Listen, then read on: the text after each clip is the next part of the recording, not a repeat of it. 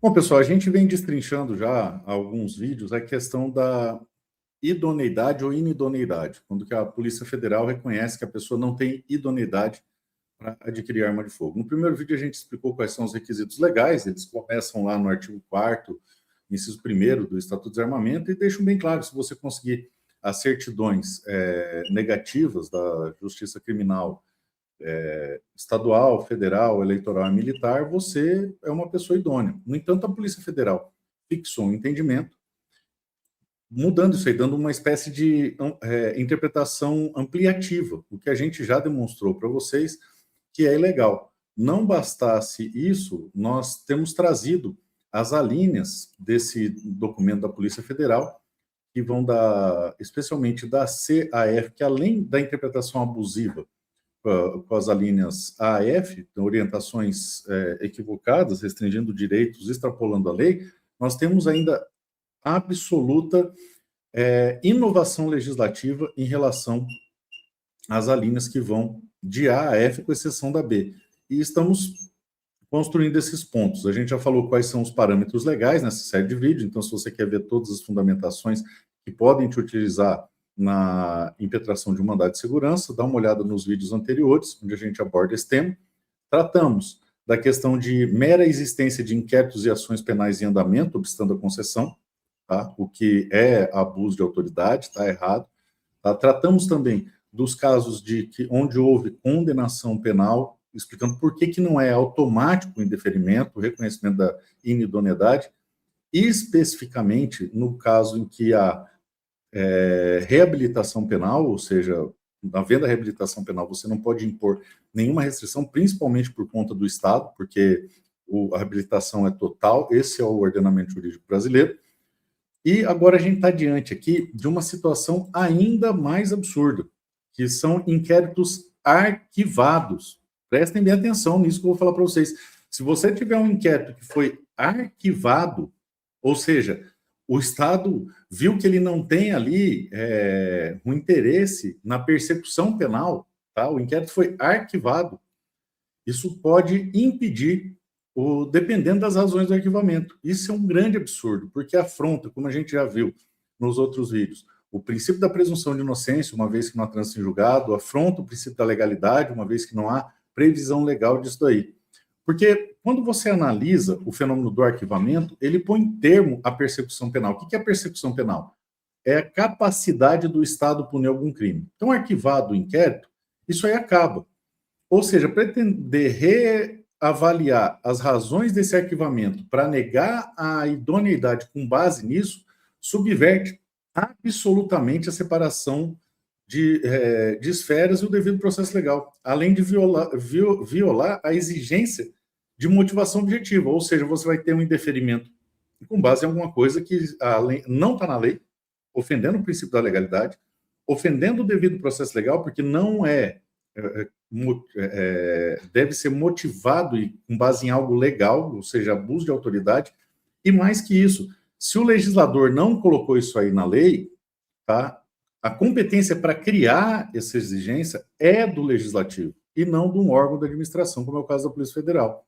Então, quando o direito penal decide que sobre a inexistência de um fato ou negativa de autoria, a vinculação às demais esferas contra esses pontos, por exemplo, havendo negativa de fato ou negativa de autoria no inquérito, existem efeitos reflexos no Código Civil, mesmo fora dessa hipótese, transformar os arquivamentos em indícios automáticos de inidoneidade é absurdo, é desproporcional, não pode acontecer.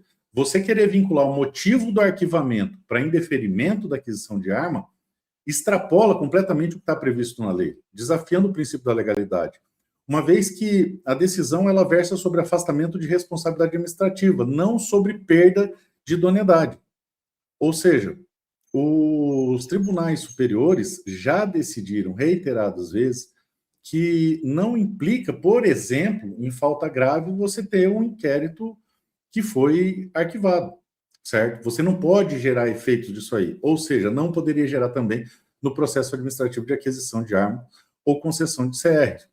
Nessa forma, também já decidiu a sexta turma do STJ reconhecendo que a absolvição criminal afasta só a responsabilidade administrativa quando restar proclamada a inexistência do fato de autoria. Isso não se trata de uma avaliação de perda de idoneidade. Ela implica que é possível, nesses casos, por exemplo, você ter que indenizar a vítima, apesar de não ser punido criminalmente. Então, você pode ter sanções administrativas, os servidores podem responder por conta das condutas infracionais e pode até ter consequência civil. No entanto, você tirar disso aqui, que desse julgado você estabelece precedente para perda de idoneidade, vai muito além do que a lei autoriza.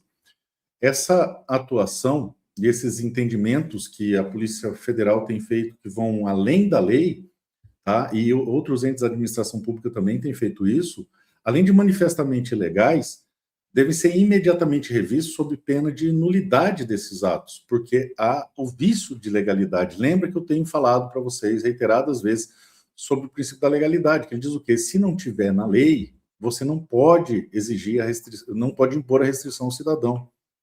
E ainda, além disso, você tratando o princípio da autonomia das esferas, deve-se entender que há independência entre a esfera penal, civil e administrativa. Ou seja, o mesmo ato ilícito ele pode ser julgado e punido separadamente em cada uma delas. Vou dar um exemplo para vocês. O inquérito foi arquivado por inexistência de provas. Isso não quer dizer que você não pode buscar a responsabilidade civil daquele fato, que gerou um dano, provavelmente.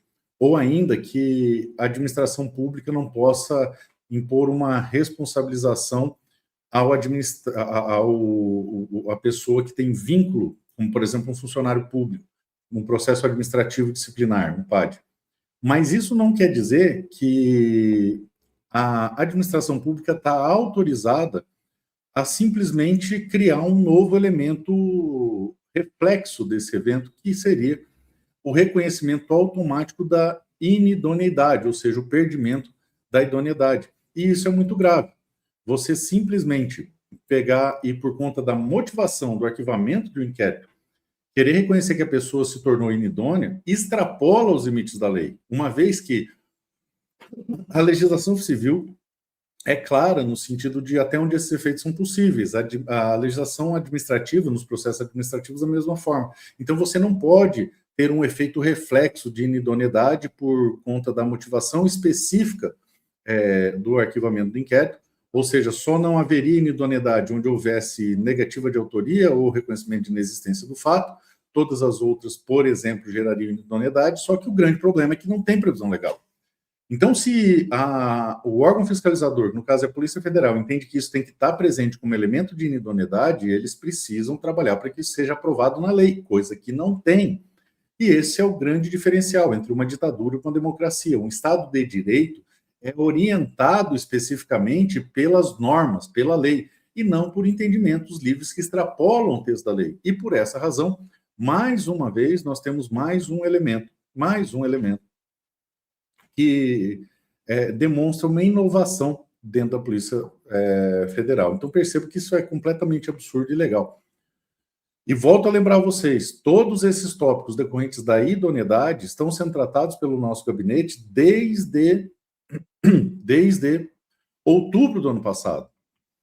E agora esses fatos vêm pululando na internet, o pessoal reclamando mais, alardeando mais, e até então nós não havíamos nos manifestado publicamente sobre isso, por conta de que estamos tentando ainda resolver. É claro que nesse momento já não faz mais tanta diferença manter o documento em sigilo ou não, por isso nós estamos divulgando, para alertar vocês que sim, estamos buscando há quase um ano reestabelecer isso aí, o que mostra para a gente que critérios como a Constituição, o que é constitucional ou não, o que é legal ou não, foram completamente rasgados por esse desgoverno. Então é importante que você saiba, esteja municiado dessas informações, desses elementos, para eventualmente, se você tiver um indeferimento, possa se socorrer da via judicial, porque, volto a dizer, é ilegal, é inconstitucional e é abuso de autoridade.